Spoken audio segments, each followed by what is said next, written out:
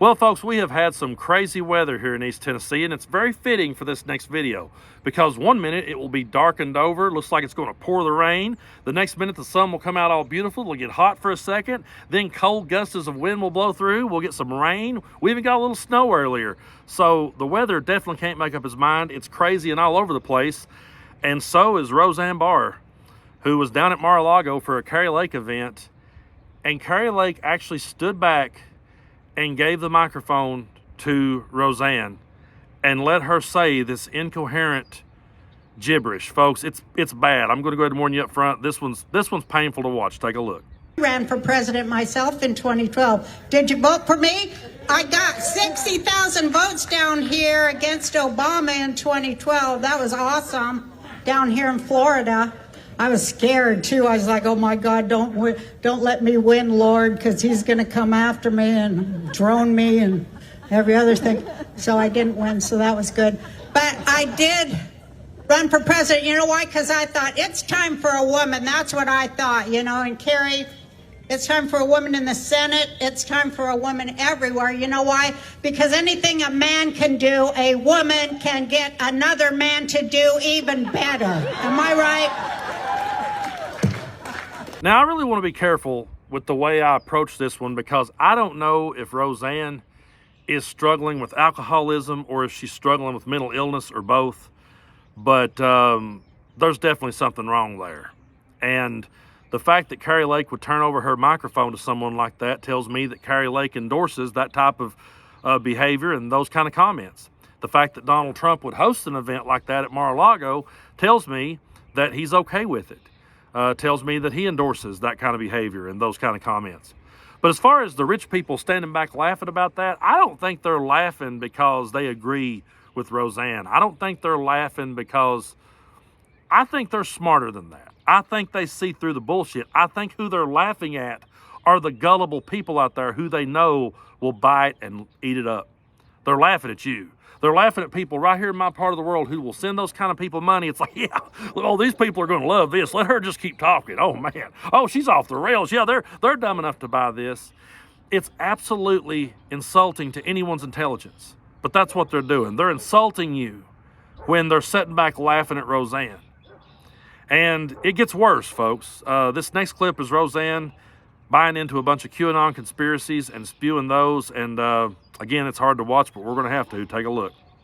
Hey, old bro. How are you doing? I'm here at Mar-A-Lago supporting Kari Lake, and it was a fantastic evening, and our Trump is here being the DJ, and I've just danced, and everyone's amazed. So I'm just going to say to you, please drop out of college because it's going to ruin your lives. Do me a favor, drop out. They don't teach you nothing good. Email me or Twitter me or whatever you call me, and I'll help you with your life, but you've got to get out of college because it isn't nothing but devil-worshipping, baby blood-drinking Democrat donors. Love ya. So that type of lunacy is okay with the front runner of the Republican Party, is okay for the Republican nominee for president.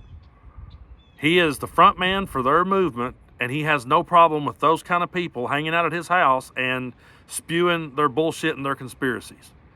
And again, I think it's because he knows there's gullible, stupid people out there who will buy into this stuff and will believe it, and he just goes along with it.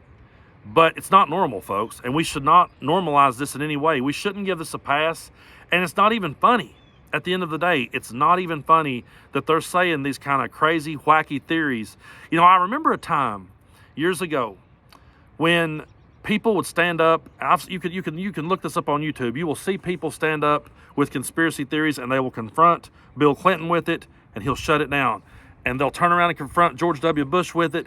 He would shut it down. There was a time when both sides would shut down conspiracy theories. But Donald Trump realized that there's an audience for it. He realized there's gullible people, and he'll turn the microphone over to Roseanne and let her talk. And what they're attempting to do here with these conspiracies, they're attempting to demonize education because they want to continue to control their base.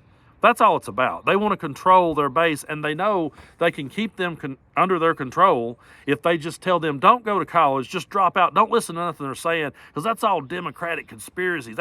When they actually go to the length to say that we're drinking baby's blood, you have to be in a completely different alternate reality and a completely different alternate mindset to buy into something like that. Because I can tell you that there's things I've listened to in the past and bought into for a minute and thought, yeah, there might be something to this. And then as we got deeper in the weeds, I went, whoa, wait a minute, hold on. You had to be there for a second, but really? We're drinking baby's blood now? Are you serious? Who in their right mind would believe that? Well, people that votes for Donald Trump, and they're fired up and ready to vote for Donald Trump. They want to give that guy the reins to the country back. They want him to have it back. They want him to have a second term when he didn't learn anything in his first term, failed miserably, didn't grow as a president or a human being. I don't know that the man's ever grew as a human being at all. He's one of the most self-centered, egotistical people, narcissistic people that ever lived. And he's got gullible people out there buying his sneakers and buying Bibles and buying T-shirts of him surrendering with a quote that says, never surrender. And yeah, if you're doing that if that's the audience you're trying to reach, then yeah, give Roseanne the mic, because they will buy into it. And like I said at the start of the video, now the sun's out. So I'm not going to insult our weather here in East Tennessee and say that it's as crazy as Roseanne Barr, but it has been pretty wild here lately. And all I can say is we cannot allow those people to be the leaders of the free world, folks. We really can't. We're already, in my mind, we're already a laughingstock just because he's in the conversation. But to turn around, everybody saw us make that mistake. To see us turn around and make it again would be probably the most humiliating moment in American history. We can't let that happen. We got to save democracy, and we got to save it from these batshit conspiracies that people cooks up. Because the thing is, I could sit here and make them up all day long and sell them. They're easy. That's the easiest thing to do. It's what in the wrestling world they call it cheap heat, and some people will call it low-hanging fruit, but that's what it is. Anybody could cook it up. Anybody could make up any story in the world. But I would rather get down to the solutions, and I would rather get down to fixing our problems, and I would rather get back to the democracy we were meant to have and leave all this conspiracy bullshit in the dust.